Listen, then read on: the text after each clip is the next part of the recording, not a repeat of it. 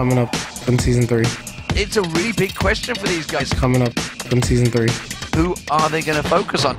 CLG, GGU, TSM, CLG, GGU, TSM, CLG, GGU. damn it, Dignitas, Dig, Curse, Curse, Curse, Curse, Curse, Curse, Curse, Curse, Curse, Marn, Complexity, Marn, Vulcan. I want to play TSM and just destroy them. We're just gonna play our game. We're just gonna play. Play the game. We're just gonna play. Playing the game. You mean like the game? Yeah. I got hit by a spear too, dude. Kill him! I love you guys! Yeah, there we go.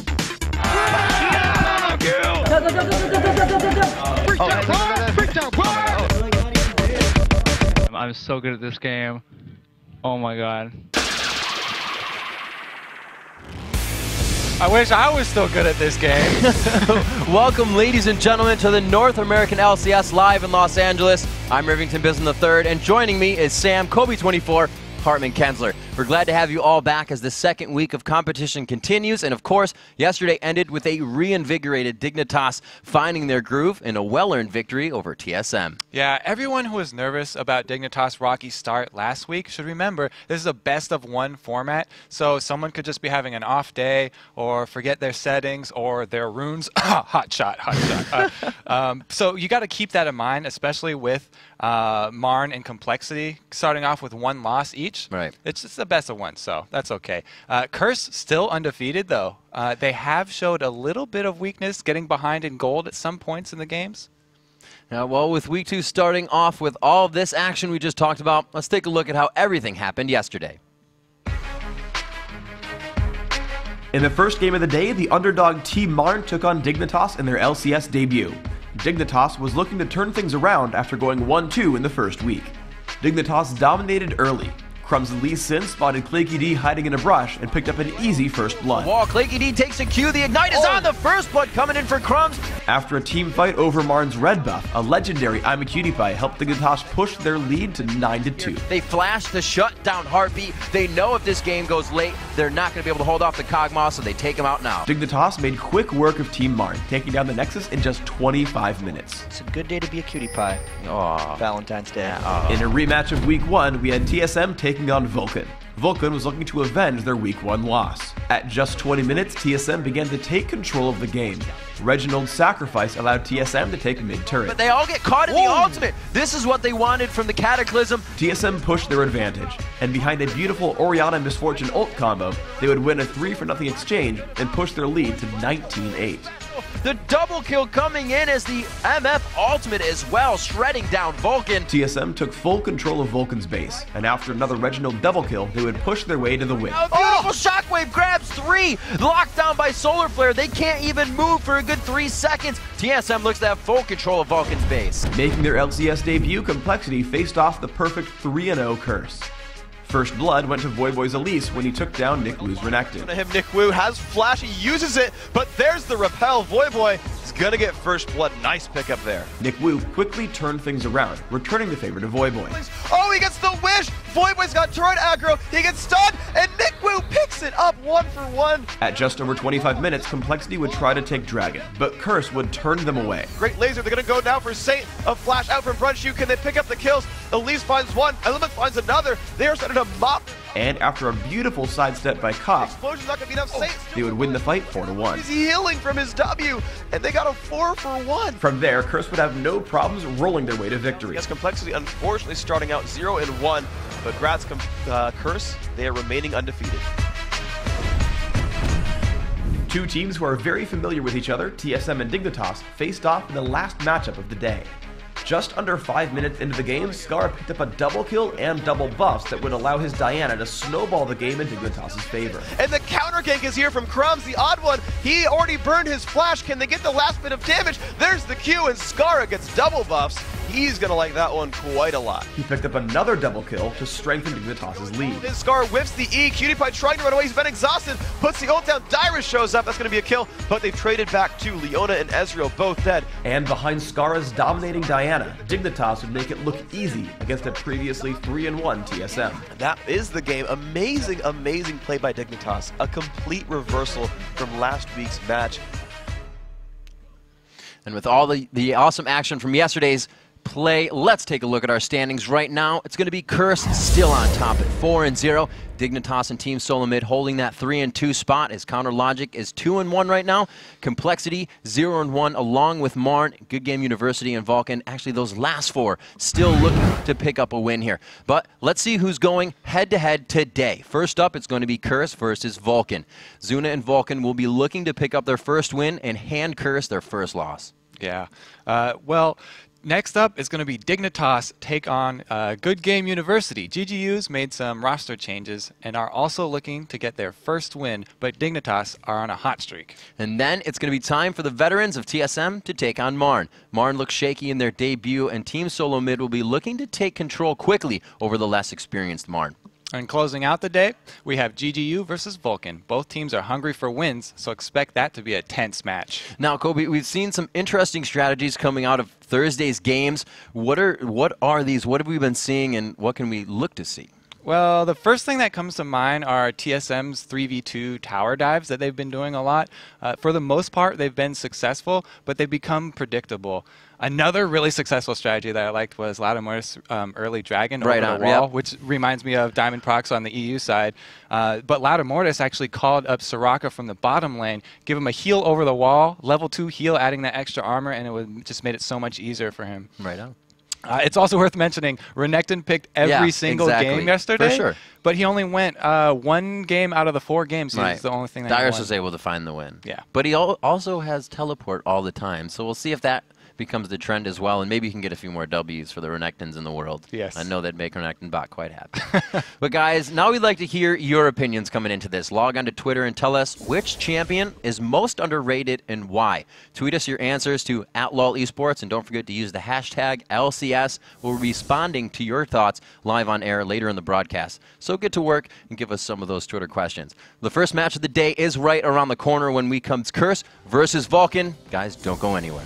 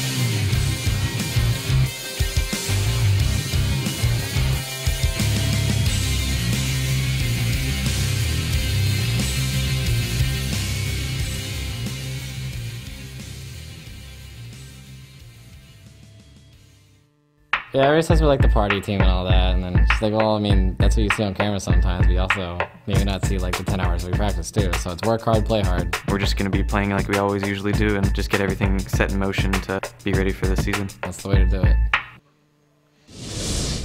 Welcome back, everyone. It's time to kick things off here on day 2 of week 2 with Curse versus Vulcan. It's top seed versus the bottom seed, and Curse has been perfect so far, but Vulcan has been improving, and they are due for a win, Kobe. Yeah, I mean, Curse is undefeated, but Saint said himself, underestimating any team in the LCS is a big mistake here. Now, Cop has quietly worked his way to the top KDA of any North American AD. That Cop. Meanwhile, we've got Zuna, who yesterday picked Graves instead of his normal Twitch or Kog'Maw, and it didn't really work out for them. Usually he's a late game carry, and he can add a lot to the team, but Graves, not so much, so I think they're probably going to go back to a comfort pick. Well, he's going to have to make a good decision because Curse has a lot of confidence going into this one, but this will be the first time they've subjected themselves to the human bullhorn known as Zuna. Let's take a look. Yeah, I think we have an advantage because of how well set we are compared to some other teams. I'm one of the most experienced pros. I've been to a ton of events, so I definitely have an advantage. Clearly, best case scenario for our team is to win a lot. And I think since I've joined the team, Curse has become like one of the strongest teams by far in NA. He actually brings a lot to the team, and he's a very, very, very diverse player. It's going to be season 3. Like, you're going to give it all you got. If you think it's going to be handed to you or anything's going to be handed to you, that's the wrong mentality. Like, you're going to lose with that. I'm pretty timid just talking to people, but when I get in the game, I start to shout. I call him our hype man. Whenever we are in team fights, it's him just like screaming. Give it! Let's go! Push me! That's my boy! That's my boy! It feels like you deal more damage when a guy's yelling at you. I don't really care. I'll smash him until then. Well, you hear what the players have to say. Let's check out our lineups for the day. On the blue side for this game, it's Curse. Voyboy in the top lane, Saint Vicious in the jungle, Jackie in mid, Cop and Elements on AD and support. And on the red side, we have Vulcan. Psycho Sid at top, X-Smithy in the jungle, Mandatory Cloud mid, Zuna AD, and Muffin Cutie supporting him. And you know, we just heard what Voyboy had to say about that top lane. He's more experienced, he has what it takes, and he thinks it's just going to be kind of an easy one for himself. They sound really, really confident. And you have to be careful with that about getting overconfident. Like I said, they are 4-0 going against a 0-3 team, but you can't underestimate anyone. But everybody now has the knowledge to focus Zuna. He's tried Graves. He tried to go into a different, positional carry, I should say, having Twitch and Kog'Maw be safe on the backside. Graves has to get himself in there to do the burst damage, and we didn't see that really work for him coming into that last game he played. And like Zuna's used his shouting to crack a lot of other teams. Elements didn't seem to think that would affect them. We'll see if he can actually get under their skin. Well, we'll see if the psychological warfare comes into play this time. We aren't a champion select, so it's all about the picks and bans right now. Interesting. They ban out the Akali. That is definitely aimed at Voyboy. The Jin Zhao, that's basically anyone's going to ban that if they're not first pick because he's a really high tier jungle right now. Then the global presence from Shen. That's pretty much given too. I feel like with the Elise ban, them banning the Akali again, he was trying to force something out with an Elise ban because obviously Voyboy plays that as well. He doesn't want to go against it, but now they've kind of just shredded their champion pools in that top lane. Yeah, I mean Voyboy was one of the first to popularize Elise, but everybody else has picked it up. They all know that she's really, really strong. Even with those mana nerfs, she's still a bully in that top lane, and they don't want to give her away. She's just had so many tools. By the time you're level 3, you've got 6 moves at your disposal. It's always great to watch those champions, or the highlight champions when they get them. Back in the day, West Rice. Voyboy's still on Akali as well, as we were just talking about. It's so great to see the highest level of play come out of a champion. Tarek coming in for the first pick. I don't believe we've seen Elements on Tarek. I can't recall right away. Yeah, he actually played Tarek yesterday. I'm glad you remember. I've got that one. But first pick, Tarek, it was not a first pick. We've got first pick in all of the TSM games. Tarek has either been first picked or banned. And that was really because TSM was so fond of all the armor shredding that the extra flat armor shred from Tarek was a huge boon. And everybody knew it. So they would either first ban it against them, first pick it. But yeah, so this time Curse is going to grab that. Their bottom lane is going to be really dangerous with that. And we do see that Saint has kind of put the bug in everyone's ear. We see some more Hecarim coming in here, but also with a Nidalee to throw out some poke in that comp. Yeah, and Saint is hovering on Jarvan right now. I think that'll probably be a lock-in because he is one of those three really, the trinity of bruisers that I was talking about in the jungle, him along with Vi and Shinsao. But Jarvan he can, yes, even better. Okay, I talked about it yesterday. I look kind of like a fool. A lot of people were calling me out because I was talking about the jungle Kassadin. Saint is either just piling on more right now to make me look even worse. It doesn't look like it. Look at his face. He looks serious, okay? He's going to redeem me right now. He's going to lock that in. Oh, my gosh. I couldn't imagine if they did. We'll definitely have to discuss what it comes. But yeah, he was just piling the super on. hover, he's just holding. There's the smile. Yeah, there it is. Big jerk. Nyjackie looking to grab up Misfortune for Cop. One of the super favorites for Cop coming into here, and looks like he's going to get it. Yeah. Zuna could be trying his hand at pulling out a different card in the champion pool this time. Vayne would fall into the similar category of the late game carry. There you go. The thing is, the late game carries that he's usually really confident with are the ones with excessive range. Yes. Vayne is like the opposite of that. Vayne is all about your mechanical skill and dodging things. So we'll have to see how this turns out. I think that it's also going to be a good champion for him because if you have Vayne chasing you and he starts yelling at you, you get into the wrong position next to a wall or something, he could land And if some he really starts good yelling, condemns. you do more damage. Yeah, you do way more damage. way more damage. Especially the Pixie over there. I'm sure Muffin QT is going to feel really good with that too. I like the synergy of Vulcan's comp, but it's more of what seems like a safety comp. You know, they have great reinitiate on the chase. If they can get a fight down on low health bars for Curse, they'll be able to chase them all day with the catch-up they have. Yeah. Not too much disengage for them, though. So if they get into this fight, it's just going to be some Xmithy pushing people around. Yeah, I do like their comp. I mean, they've got their late game really secured. As long as Zuna's able to dodge those skill shots and stuff I was talking about, that'll be fine with them having Vayne. And then Hecarim, really great late game. Yep. It's not that he has a bad early game. It's just that his late game overshadows his early game by a tremendous amount. He's beast late game. So we have the resets that could come out, though. The last pick, Katarina for Voyboy top, probably. They could still switch it up. He actually has done Rise top a few times on his stream. Yeah. And he talks about how well Rise scales. And so you never know with Curse. Like, Saint could be telling them to troll me once again, just adding on that. Kobe's casting this one, guys. We got to troll him. But no, I like the comp coming in. Obviously, we see Jarvan coming in a lot after the kind of backpedal of a Moo not being used as much. He can create that same scenario with his ultimate, with the MF ultimate as well, the bullet time. Yeah. So they're synergizing that as well. And really a lockdown composition to keep Vulcan, whoever they catch, right inside that. And actually go for Sona. We haven't seen too much Sona except for from the first week. It's been a lot of Tarek Lulu. A solo Lulu we have not seen in quite a long time. Dignitas were actually the ones to popularize that with the double support solos, going support Lulu and support Soraka. Yeah. So long ago that everyone immediately banned those champions IPL-ish against them. or something like that? Yeah, it was way like back. it was like an MLG or something like that. But it was so long ago, like we can't even remember which one it was. It was so potent though, and that's going to be a really nice matchup. I'm glad they switched it up. So Jackie is going to take the Rise. Voyboy's going to go ahead top with that Katarina. He switches off his teleport in favor of the Ignite when he does see the Lulu.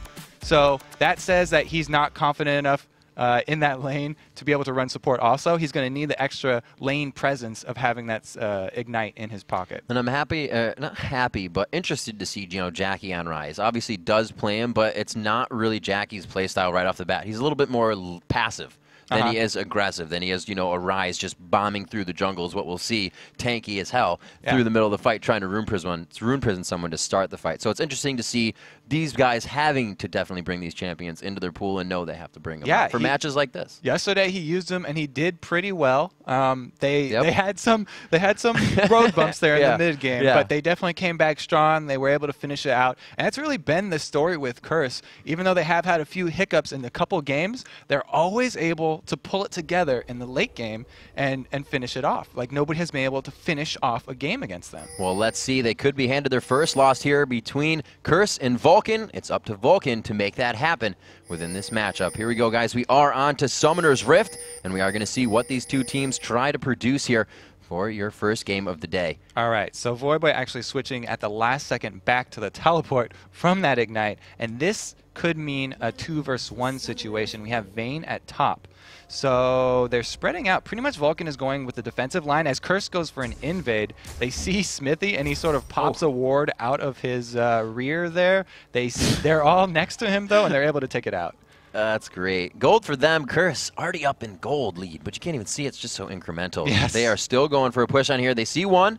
Smithy just kind of try to hide on the side of the fog of war there, but Curse has gained complete aggression on this jungle. Saint with that commando skin not quite blending into the bushes, so they did get seen. That camouflage is not working out too great. Well, look at the Rome, just complete power in numbers. They're really trying to catch someone out here, and why wouldn't they? They have such a great level 1 with that dazzle and the amount of damage they can burst out instantly. Looks like they are going to stop pressuring, though, and head to their lanes. Swap coming in. Yeah, Element's always pretty much starting with the dazzle. Like, some people will wait even before they get to lane, but he's just like instant. As soon as he gets into Summoner's Rift, he's like, yes, dazzle. I'm on the fountain, we dazzle. need to go for kills. So that ward over by blue, Saint does know. So it's probably not gonna cause too much problems. They put a nice ward here. You can see at the beginning of their blue ramp too. So it's probably not gonna be too much of an early invade. Zuna and Muffin QT can take those golems since they are top, and Voidboy should be fine since he has to have teleport also. Now we bounce this matchup in the bottom, back and forth. Well, the bottom, I'm going to say it's swapped since the AD carry and support have gone top for Vulcan. We have the Doran's support, or Doran's start over the Boots pot start coming in here for Vayne. What's the deal for that? MF obviously with the double up damage, but you still get tumble damage from Vayne.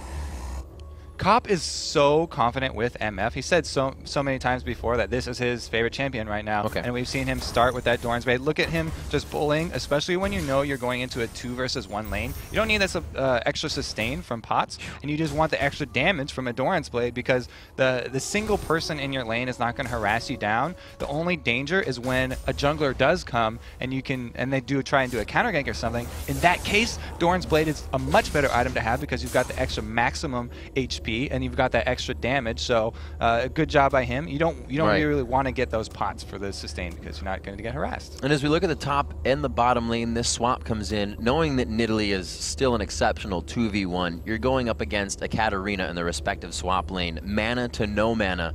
Would it be just advantageous for the lane pushing against mana to just crush it down on the turret and cause that cost? I do like the Katarina in this situation. Nidalee, before she's 6, she actually has a hard time wave clearing.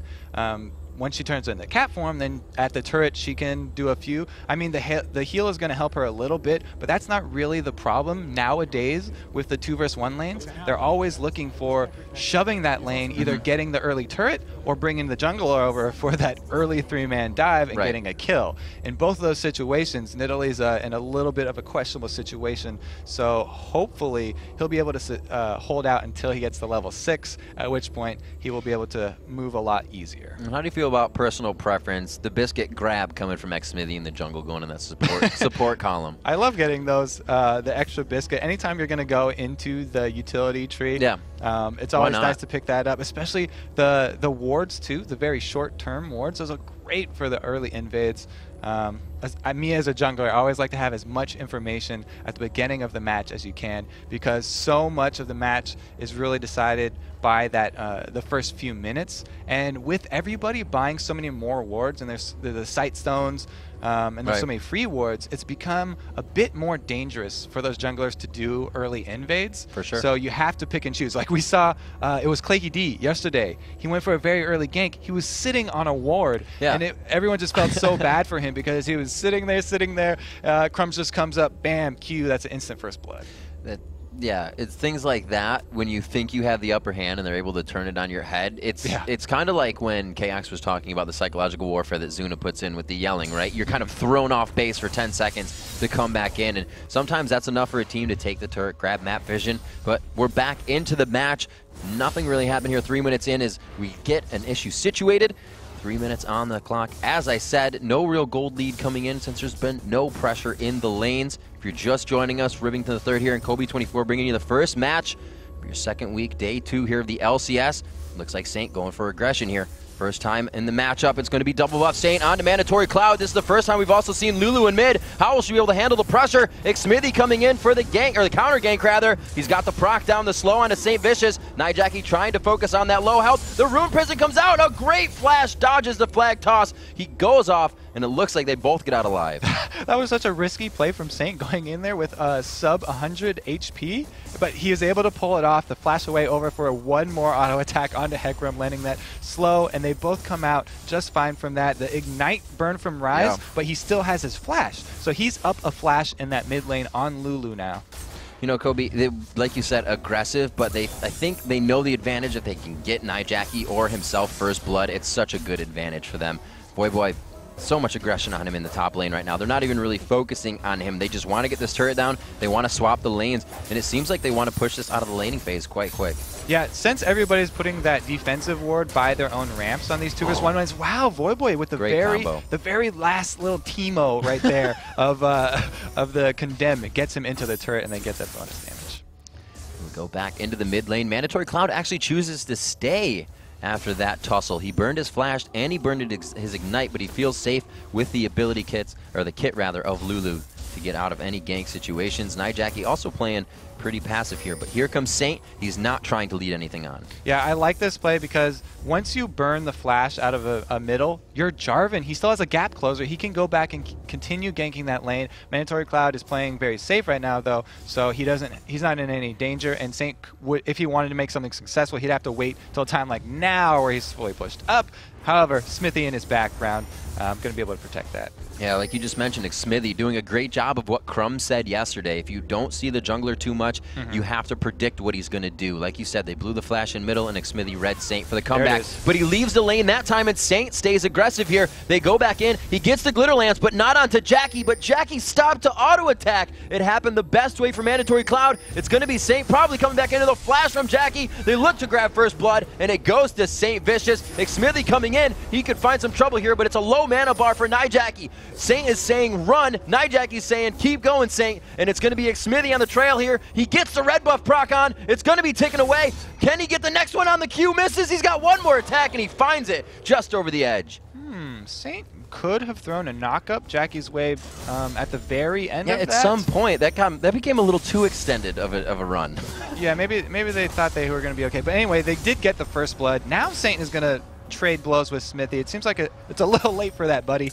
But yeah, they already got the first blood, so they still came out ahead on that. And it was a good job by Saint camping the middle lane where he got the summoner already. Even though he doesn't have his flash, he's Jarvan. He has a gap closer of his own built in, and he's going to be able to grab that. Saint getting first blood, and that's been the story for him and Curse in a lot of these games. He's always right there, ready for the reinitiation or ready to make something happen for his team. Did it once again, and like I said, I think they feel comfortable grabbing that first blood advantage, even though they lost a kill. Voyboy still being pressured in the top lane. They've almost got that turret down sub 7 minutes. Yeah, this one's going to go down really quick. A good job by them focusing it. Voyboy's going to use his ultimate just to get a little damage and hopefully scare them off. He's also told Coppin Elements that his turret's about to go down, so now they're focusing the bottom turret. It's really close to. Smithy going to come in and clear out the wave, though, which is really good. They want to keep that turret up as long as possible. Like Smithy's so omnipresent right now, doing great things for his team. Even though he didn't get anything off of that, he's still pressuring the bottom. You can see Coppin Elements taking that into regard. The top finally goes down at 7 minutes in the game. Let's see if they continue to push that a little bit and then get the AD carry swap back to the regular lane. Curse is going to try to take the Dragon advantage off of that top roam. This is good. This is the very last moment that they have the opportunity with their AD and support bottom without the AD and support of Vulcan, because they know right after Vulcan takes the top tower, they're going to try and switch their AD carry and support to the bottom. Then Curse would not have the advantage down here, so they take the Dragon. Good job by them, uncontested, and they continue the lead. They start to go for a little bit of, not mid-game, this may be an overstay. Late early game blue invade here. I think they have the numbers. Smithy tries to stay in there to get the smite, but he may find himself going down, forced to ulti away. He'll be safe, but Curse now starting to control some objective buffs. Amazing play by Smithy right there. 1 versus 4, also gets the ignite out of Rise. He smites away the blue buff, just has to burn his ultimate to get out of there. That's a great play. He'll take that trade any day. So he's able to make his way around the jungle, thwarting 4 members of Curse in that situation. The bottom turret, however, for them, Vulcan, that is quite quite torn up, and it looks like they may back here instead of continuously pressuring it. Why would they want to prep this and not take it? Well, it's interesting that Saint didn't stay, because if they did have 3 members down, they could have done the last little bit of damage to take that turret, but they feel confident in this lane. Vayne and Sona are both notoriously squishy champions, and Cop and Elements are very aggressive bottom lane right down here. If Elements is able to land a stun on Sona, because Vayne has cleanse, they'd rather go for Sona probably in this situation. He can just go ahead and land that exhaust, and Cop can fire off the ultimate as long as he's not in range for the crescendo. Then it should be a nice kill. Vulcan trying to return the favor here for the aggression onto blue, but if they can get that, they'll have both on the map. Smithy coming around, pushes Nijaki, and they pop him up right as he tries to throw it on the Rune Prison. He's going to have those cooldowns back up as they try to reinitiate this fight. Psycho Sid, left by himself, jumps out of Cataclysm, and Curse looks like they're able to save the blue buff. Will they pursue? The Glitterland slow right there just saved his life. He's got to be thinking Mandatory Cloud right now. That's going to be everything. So the bottom lane, like I said, it's actually not that bad for Zuna and Mufgudu since they're 6 now. I kind of changed my mind right there. As soon as he does have Crescendo, they've got a lot of answers since the Vayne does have Cleanse. Trying to look around now, see what's going on in the inventories of Vulcan. Looks like we're going to see a Bruiser Nidalee coming out for these guys, relying on pretty much the AP of Lulu, which isn't going to be a huge amount. So most of their damage is coming out from attack damage. We'll have to see if Curse can just easily mitigate that, come into these fights with some certain builds. We already see the arm guard going out on to Void Boy. He's going to grab that up, and really, you'll love that item. The new item has been seen on a few of the champions. Yeah, it's so cost efficient. It gives you a lot of really good stats, and it is going to help him against Nidalee because he hasn't bought too much AP yet, so it's going to be a substantial amount of AD damage as well. But Nidalee, so great at solo pushing. We saw this way back in the day when I was even on CLG. Hotshot would always take that Nidalee top and continue pushing it and pushing it and pushing it. She's so hard to catch, and if they ward up, ooh, Zuna taking some good harass right here. That's a good dazzle, good double up. So this bottom lane, it's pretty aggressive, but they do need to burn the cleanse out of Vayne. As soon as they get that, then they can go full man mode and press their advantage in the bottom lane. But Psycho Sid, like I said, definitely has the upper hand in this top one-on-one now that they've got a nice ward over by that blue, and he is that mobile Nidalee. It makes trouble because he is so much disengaged to just pounce out and run away, but you have to focus somebody on him. So Vulcan could really start to come out strong in these fights if they can find the 4v4s and dodge out Void Boy. Really, they want to get rid of St. Vicious, but he's always going to be there. It's the only thing that's locking down Zuna right now. I like this little trap that Vulcan's kind of setting at the bottom. They've got their turret at 1 hit, and Smithy's hovering around this bottom. He's just waiting for Curse to overcommit, try and get the last hit on that turret, and then he'll come in, and he's actually going through no wards and gets behind Cop. There is Cop for the turret. They're not going to have anything on that. Cop playing very safe in his lane right now. Let's look at some CS. 97 to 96. Great job by both of the AD carries. Highest farm in the game, and they're pretty much neck and neck. And every lane is kind of neck and neck. We have 75, 73 between those top laners. There have been swaps between the lanes, so everybody is really just playing equal right now. Completely anybody's game. Yeah, and this is going to be a good sign for Vulcan because we get to see if Zuna can shine on that Vayne. He's got plenty of farm to do it. He's equal with an MF, so that's going to be good. It looks like Smithy actually going to come bottom again, and it might be a 3-on-3 as Saint is here following up these pink wards. Now we'll have to see if he actually goes for the Boots of Mobility next, as he has a little bit of damage coming out in mid from Nijaki there, but I'm talking about Elements on Tarek. Going for the Flask to start, and then the Philosopher's Stone. Complete amount of regen in lane. Yeah, Elements is really notorious in the pro support community for doing that. A lot of people only choose one, but Elements almost always starts out with a Crystalline Flask. Okay, so they bring 3 people and they just get the turret. That's because Vulcan was tipped off. Even though Elements was able to kill their wards down bottom with his pink wards, they knew that he just killed those wards, and that means Curse is going to look for something bottom. Saint's probably down there as well, and so they don't want to risk it. They just give up that last hit on the bottom turret, and it looks like Curse is going to extend their lead. I like that choice on taking the turret. It's been about a lull of 5 minutes between that turret being taken down top, but that times out the Dragon now. They're actually backing, so will they be prepared for that? It looks like there are a lot of members of Vulcan positioning in that area, poised for Dragon. Mandatory Cloud's going to push out this mid. Let's see what they do. So there's some good wards by both teams. You can see Curse all the way down this river. They've got pretty much fresh wards the whole way down. That shows that they aren't feeling that they can aggress into the other person's jungle, but they are going to contest that dragon as soon as it does come up. It's going to be a little bit, but you can see the difference in the top builds here. We've got Katarina building a bit of damage, whereas Nidalee is building full tank. So when the team fight does come, they're going to get it for free. Yeah, those pink wards are gone. Yeah, Muffin Cutie's not going to be able to steal that by himself. No, they have the ward there. That's a ballsy call by me. Here comes the power cord.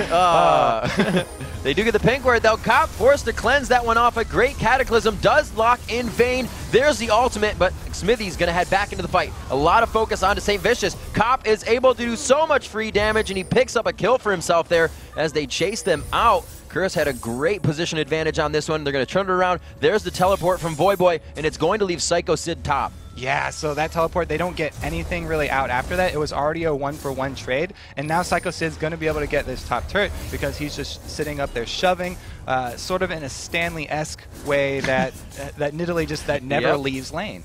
Yeah, building whatever he wants to build, kind of stays in lane, and he's just pure harass for that person all game. Somebody's got to pay attention to it, and it looks like Curse just kind of used it to their advantage. Losing that turret kind of equaled out the gold. We still have First Blood coming into play there. 20,000 to 19,000. It's about 21,000 to 19,000. So a 2,000 gold lead right now. 15 minutes in. 2-to-1 turrets as Vulcan capitalized on that top push. Now, since Dragon's going to be going down quite a bit more, or maybe once or twice more, I should say, with that top turret down, that gives them a lot of focus after any kind of Baron attempt to go right straight to that inhibitor. Yeah, so maybe just the threat that Voyboy gave with teleporting down there turned that fight around, and Vulcan wasn't going to continue, but you can't really call that, and Nidalee gets the free tower, so he's going to come right back to that top lane, and now they have to defend the inhibitor turret. You can't let one of those go down, and he's got some wards with him as well, so it looks like he is just going to go with that plan. Mercury treads means it's going to be even harder to lock down. He just wants to get away. That's all it is. Escape artist Nidalee.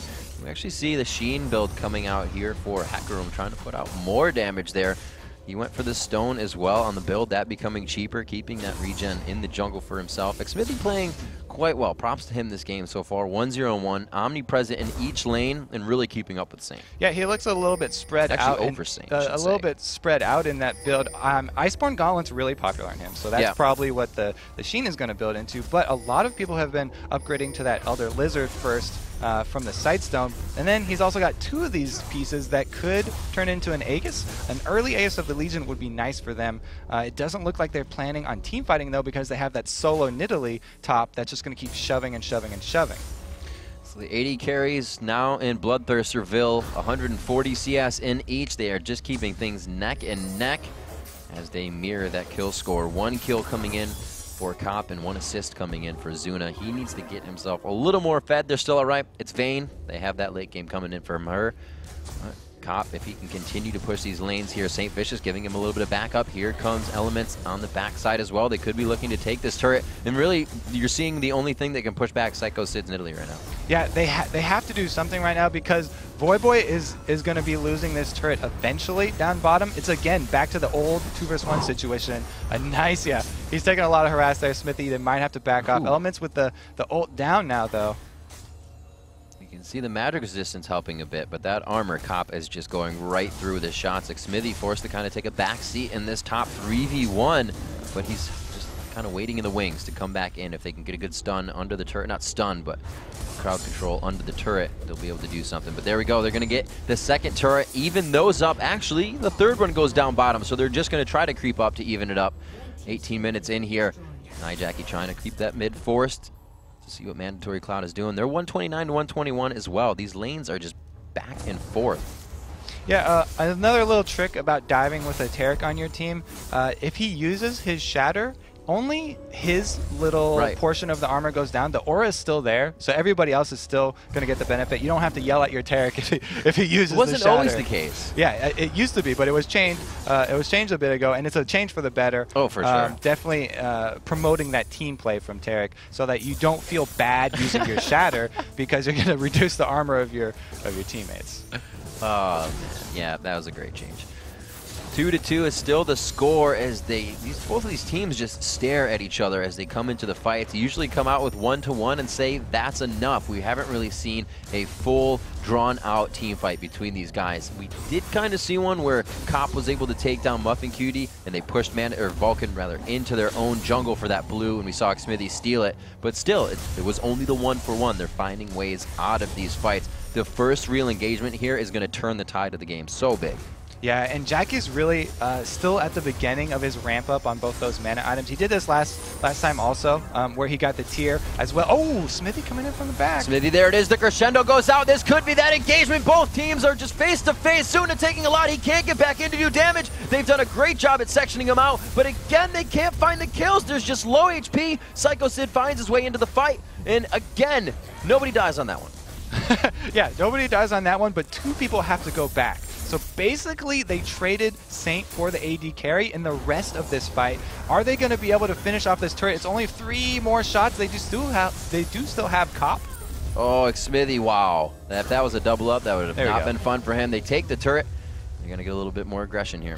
Yeah, so since nobody actually went down, there was no gold exchange, but they did get the upper hand, sort of trading an AD carry for the jungler in Saint right there. And you can see Cop was able to poke down that turret, and they do actually come out ahead from that. So Ward going over the wall. You can see Muffin Cutie trying to give the team full vision right now. They know they're on the back foot, and they're just roaming. Power in numbers, 2 seconds on Dragon. Both teams know it. Curse again poised to take this one, but they are going to get a little contest from the backside here. I don't think Vulcan's going to actually go enough. Yeah, they're a little bit scared still. A lot of cooldowns still up from that last fight, so they can't contest this. Don't want to run into anything too early. And Curse doing a good job controlling the dragons this game. So we see actually Psycho Sid has changed not his mind, but his play style now. He's sticking with the team. That top wave is kind of just pushing itself with the Psycho Sid there. That would be a huge advantage, but they know they need everybody in the fight because of that Void Boy teleport, and these engagements are now going in favor of Curse. Yeah, and you could kind of see the difference there, where Zuna's used to playing those really high range AD carries, and now he's on Vayne. So he kind of hesitated a little bit for one shot right there. It didn't change anything really in that team fight, but you could definitely tell. He didn't find the positioning you want. Yeah, you could definitely tell that he's used to the really longer range ones because he used that flash really early. And it's you have to be scared because Jackie on Rise, if he lands the Rune Prison, then you're going to be in big trouble if your cleanse is not ready. So Dragon's really the only thing separating these teams right now. There is a 4,000 gold lead because of Dragons. Everything else is completely even. Turrets, kills, the CS almost neck and neck. The biggest lead there is 20 CS in the top lane for Void Boy. Yeah, and it's really interesting how Smithy has rushed the Aegis of the Legion, and we've got the Nidalee picking up the Glacial Shroud to go into that Frozen Heart. So they're going a very aura team defense oriented build here. They aren't really discouraged that they're behind right now because they do still have Vayne and they do still have Hecarim. So they've got a nice team comp for coming back from something like this. And it looks like Elements finally got around to picking up his orange pumps. He does have those on, so we'll be looking for some dazzle initiations from him if he can get himself in there. Void Boy trying to hold off the push down bottom now from Psycho Sid as they went from top to bottom lane. I think Smithy showing a little bit of aggression here in mid. Yeah, take a couple tower hits. The first tower hits don't really help. Once it starts stacking up on you, then you start to notice. We're like, oh, he's just out of range, but I got him. Oh no, here's 3 more shots. Let's get a little taste of it. He's almost back to full right now. Anyway, the regen from a Spirit Stone is actually substantial, and since they reduced that cost, I can't say it enough. Like reducing the cost by 100 was so huge. Pretty much all the junglers that are going to make something out of Spirit Stone will upgrade that almost instantly. Elements with the early Oracle buy, though, we haven't seen that quite as much since they put the timer limit on using it. Yeah, he actually just came out and popped it, didn't he? Yep, clearing out those pink wards. They're going to have full control of the Baron Vision now, even though it's only 22 minutes in. I was going to say very early in the game, but that's confidence here. They know they can push Vulcan out of their comfort zone with that, and maybe they're not even actually.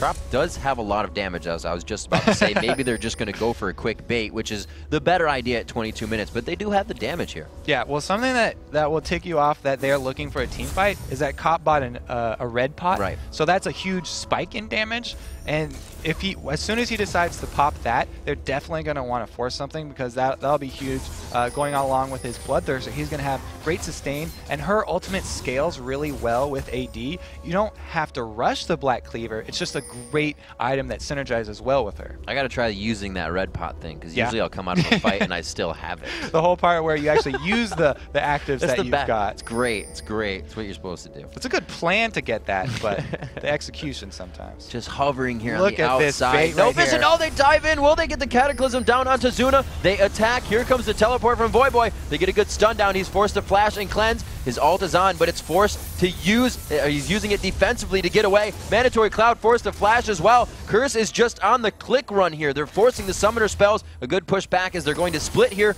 One may go down. No, they use it perfectly. Psycho Sid tries to put himself in there, thinking he can jump over. Takes a little bit too much damage, and they're kind of in the I think I can help my friend mentality, which usually means a lot of them are going to go down here, but they come in with a crescendo. This could actually work out for him. Element's just too strong as he comes in with a dazzle. St. Vish is trying to initiate again. Another fight with no kills. What's going on? They've used all their gap closers chasing there, even though that fight, they burned the flash and the cleanse for Vayne. That is gigantic, and that's what comes from buying that early oracles, where Elements, they were able to get the vision advantage around Baron, and Vulcan just had no idea they were waiting in that bush. It was such a great little trap that they were laying, that they were rewarded with some summoners. No kills, but the summoners, we saw before how it worked in their favor early game. They can actually get a kill later, hope. Premeditated. Yes. They're ready. They were just setting them up, trying to soften it.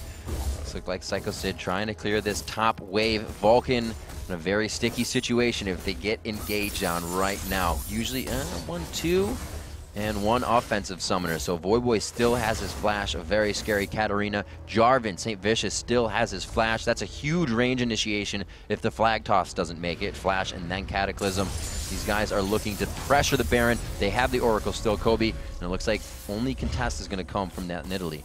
Yeah, Nidalee is definitely going to be enough to scare them off, though. They're not strong enough right now to win a team fight with Baron damage. Baron damage so substantial at only 25 minutes in. They can't take that out. If Vulcan has any idea that they're doing Baron, then they'll probably pull off of it. They do want to get the most out of this Oracles, though. It looks like Muffin has decided to buy one of his own in answer to Elements, but that doesn't mean that they're going to be able to place wards without Curse killing them. And actually, there it is. They place it down and they kill it.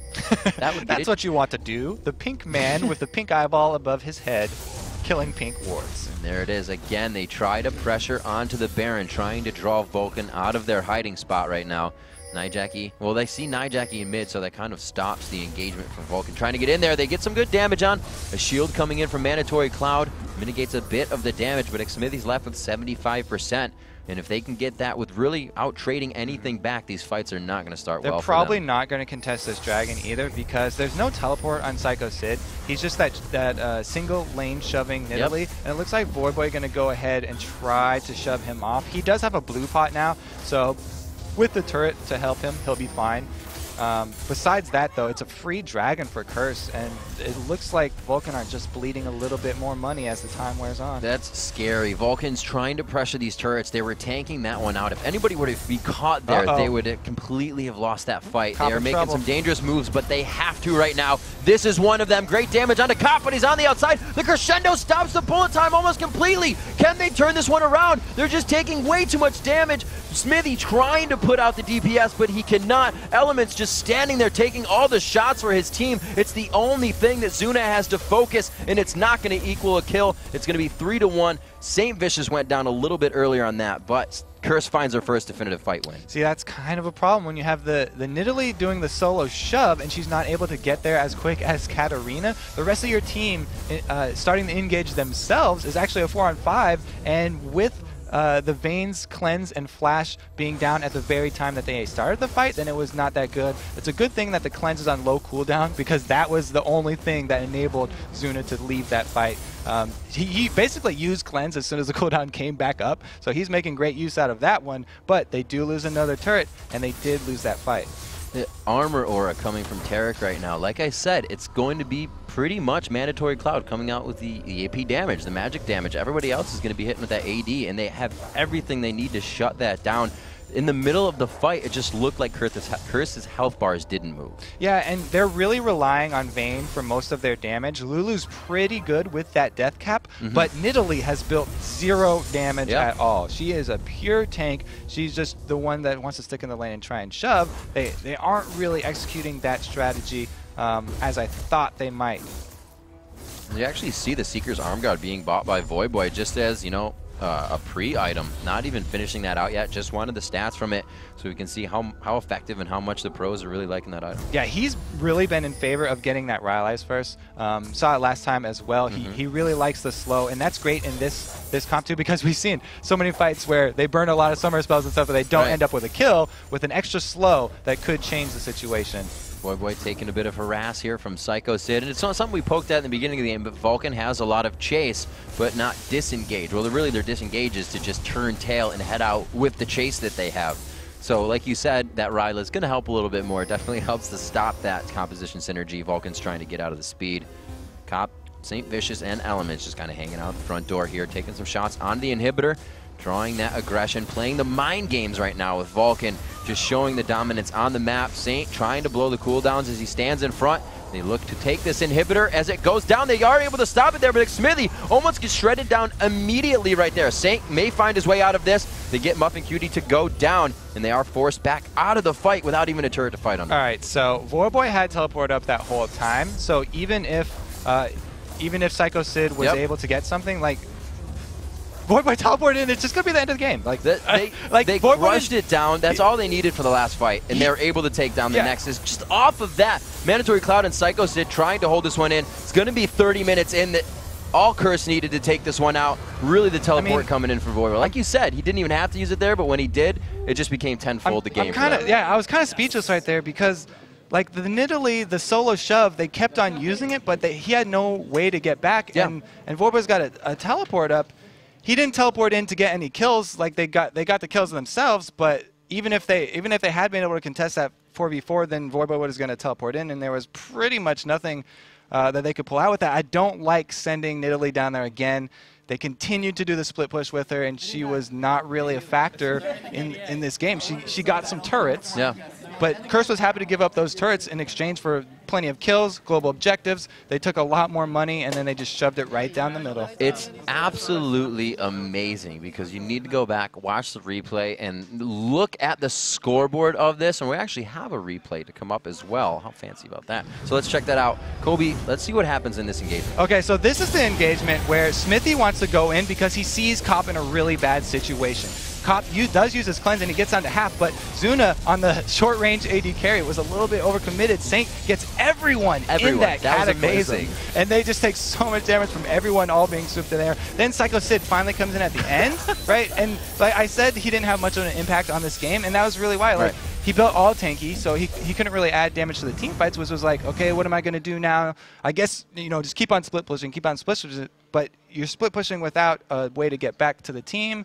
So it never really came together for them. It was kind of a disjointed strategy just to begin with. And, you know, right before the replay, I was saying you got to go back and check the scoreboard because we've harped on it before. It comes down to the mid to late game experience. This game was one of the most even we have seen all LCS. Both mids have 200 CS. The top lanes, 242 CS to 244 CS. It's 7-4 in kills. The gold lead is astronomical because of dragons. The objectives were continuously taken by Curse, and it's been a long time since we've seen a game just completely gold off of the dragon after dragon after dragon and have it be so close between the teams. Yeah, I mean, it kind of looked like Nidalee had the upper hand because like she was shoving Voyboy in, and we're like, oh, you know, Voyboy's not going to be able to handle these 2vs1s quite as well, and they were losing a little bit more towers, but they took every global objective that they wanted everywhere else. They were grabbing kills whenever they needed them, and it just didn't come together. Well, Kobe, there's more than one way to win a game of League of Legends. I thought you were going to say skin a cat because Nidalee's a cat. Oh, man. Glad you didn't, though. I'm not as punny as these guys. We have to take a quick break right now, but when we come back, we'll talk to Elements from Curse, and then Dignitas will face off against Good Game University. Don't go anywhere.